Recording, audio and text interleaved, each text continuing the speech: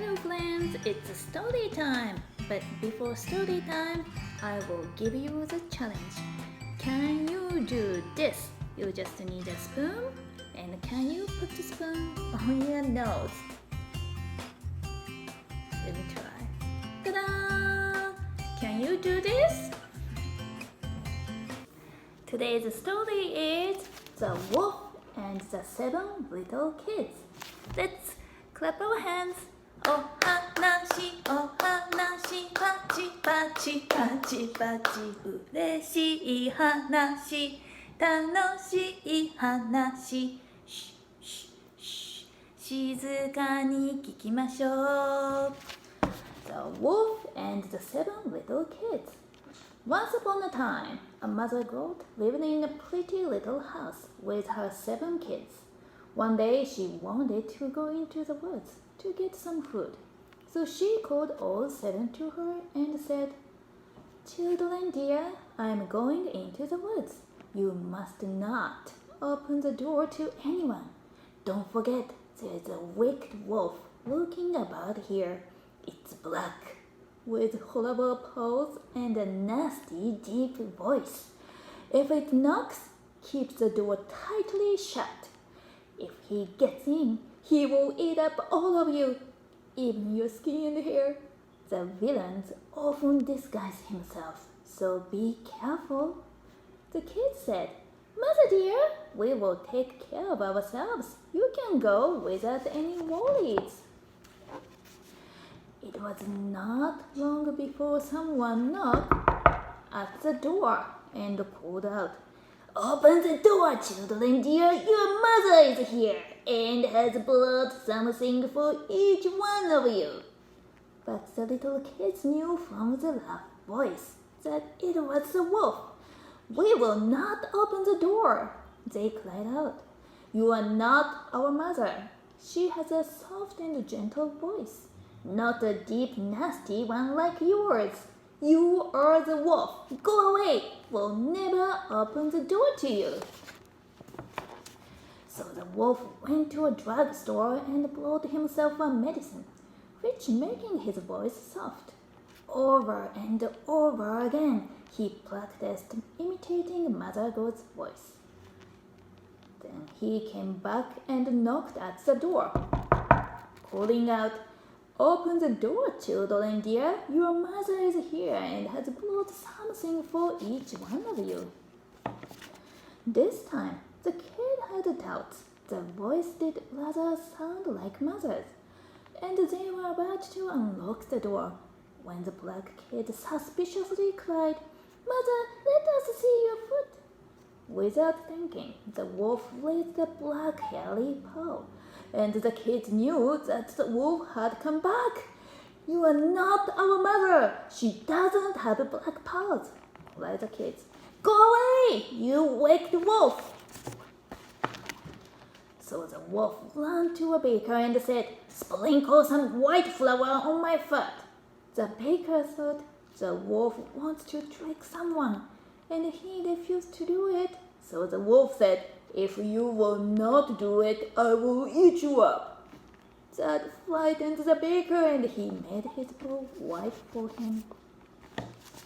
Now the villain went for a third time to the door, knocked at it, and said, Open the door for me, children. Your dear little mother has come home and has brought every one of you something from the woods. The little kids cried out, First show us your paw, so we may know you are our dear little mother. So he put his paw inside the door, and when they saw that it was white, they believed that everything he said was true. And they opened the door. But who came in? It was the wolf! They were terrified and wanted to hide. One jumped under the table, the second into the bed, the third into the stove, the fourth into the kitchen, the fifth into the cupboard, the sixth under the washbin, and the seventh into the clock case. But the wolf found them all, and with no further trouble, he swallowed them down his throat, one after the other. However, he didn't find the youngest kid, the one who was in the clock case. After satisfying his appetite, he went outside and lay down under a tree in the green meadow and fell asleep. Soon afterwards, the mother goat came home from the woods. Oh, what a sight she saw there! The door stood wide open, table, chairs, and benches were tipped over. The washbin was in pieces. The covers and pillows had been pulled off the bed. She looked for her children, but they were nowhere to be found. She called them by name, one after the other, but no one answered.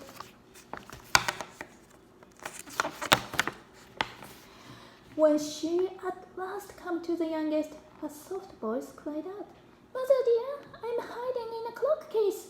She took it out, and it told her that the wolf had come and had eaten up all the others.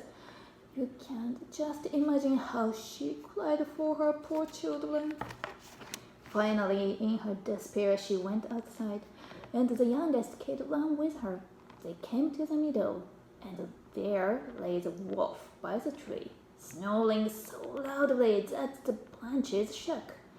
She looked at him from all sides and saw something was moving and jiggling inside his full belly.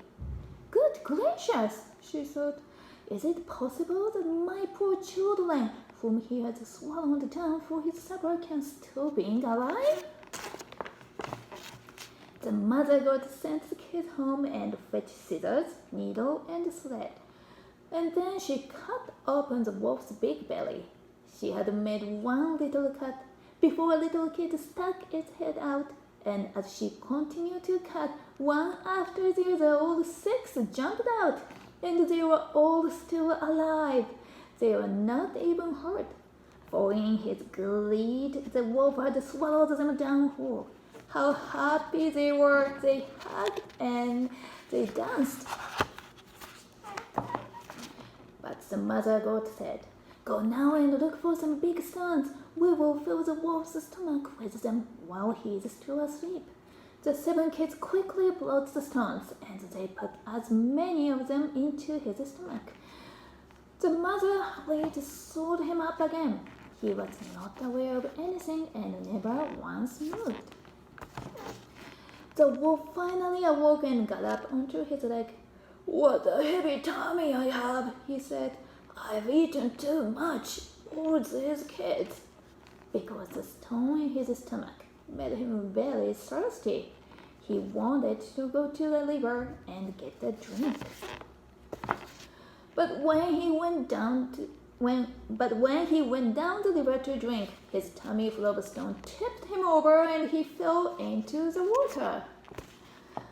They were never bothered by the wolf again, and mother and the 7 kids, they lived happily ever after.